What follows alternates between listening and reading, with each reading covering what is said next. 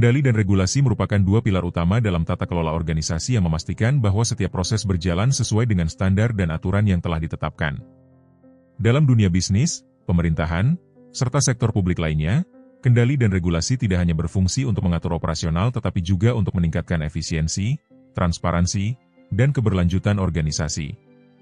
Dalam bagian ini, akan dibahas lebih lanjut mengenai implementasi kendali dan regulasi, tantangan yang sering dihadapi dalam penerapannya, serta strategi yang dapat dilakukan untuk meningkatkan efektivitas kedua aspek ini.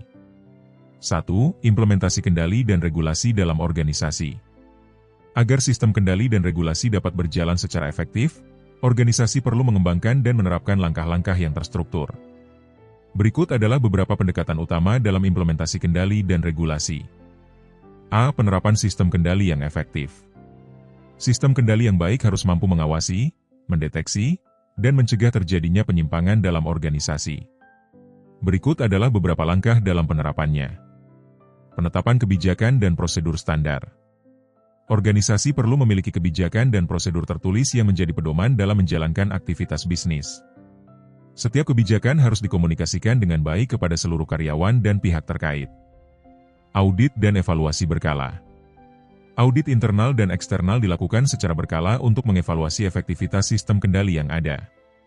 Audit membantu mengidentifikasi celah dalam sistem yang dapat mengarah pada penyimpangan atau ketidakefisienan.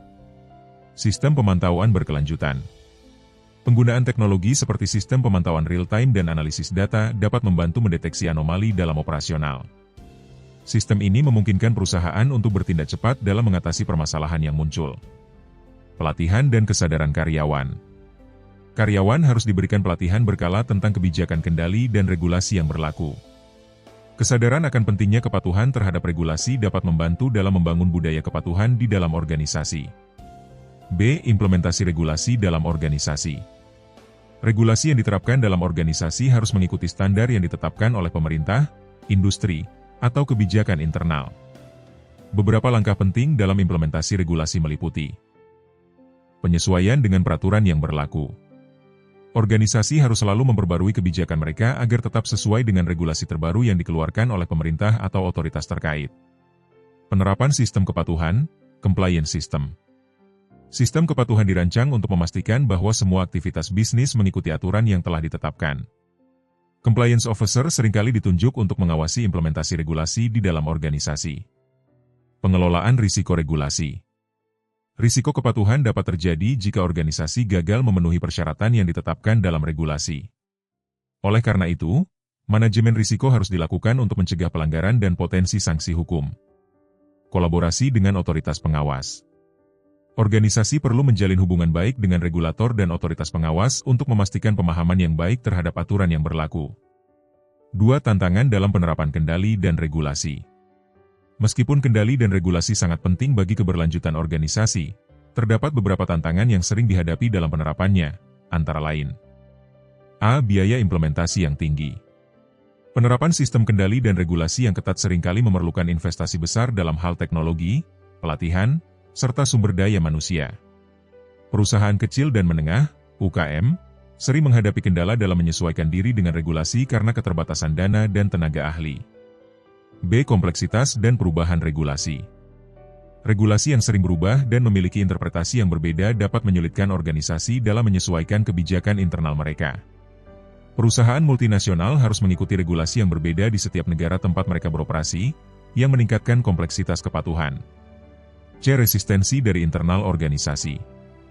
Beberapa karyawan atau pemangku kepentingan mungkin menolak penerapan kendali dan regulasi yang ketat karena dianggap membatasi fleksibilitas dalam bekerja. Kurangnya kesadaran dan pemahaman mengenai pentingnya regulasi juga dapat menjadi hambatan utama dalam implementasi kebijakan kepatuhan. D. Risiko manipulasi dan penyalahgunaan sistem kendali. Meskipun sudah ada sistem kendali yang ketat, selalu ada kemungkinan adanya manipulasi atau penyalahgunaan sistem oleh pihak internal atau eksternal. Fraud atau tindakan korupsi dapat terjadi jika tidak ada pengawasan yang efektif. 3. Strategi peningkatan efektivitas kendali dan regulasi. Untuk mengatasi tantangan dalam penerapan kendali dan regulasi, organisasi dapat mengadopsi beberapa strategi berikut.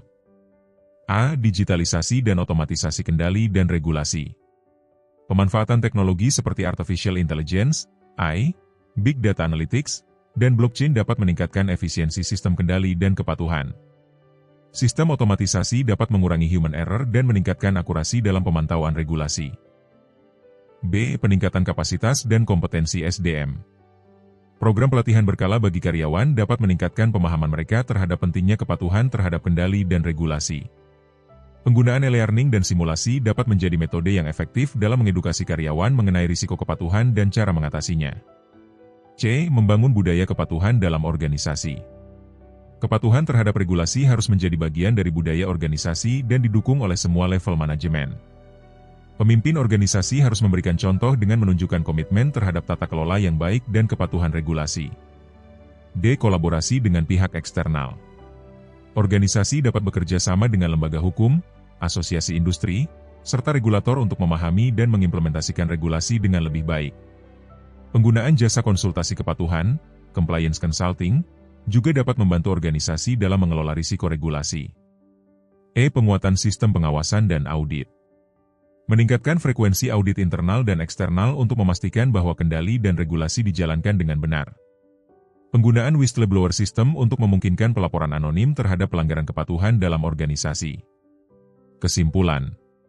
Kendali dan regulasi merupakan fondasi penting dalam menjaga tata kelola yang baik dalam organisasi. Implementasi sistem kendali yang efektif dapat meningkatkan efisiensi dan mencegah penyimpangan, sementara regulasi memastikan bahwa organisasi beroperasi sesuai dengan standar yang berlaku. Namun, tantangan seperti biaya implementasi, kompleksitas regulasi, dan resistensi internal dapat menghambat penerapan kebijakan ini. Oleh karena itu, strategi seperti digitalisasi, peningkatan kompetensi SDM, serta kolaborasi dengan pihak eksternal menjadi kunci dalam meningkatkan efektivitas kendali dan regulasi. Dengan menerapkan sistem kendali dan regulasi yang baik, organisasi dapat memastikan keberlanjutan bisnis, meningkatkan transparansi, serta membangun kepercayaan dengan pemangku kepentingan.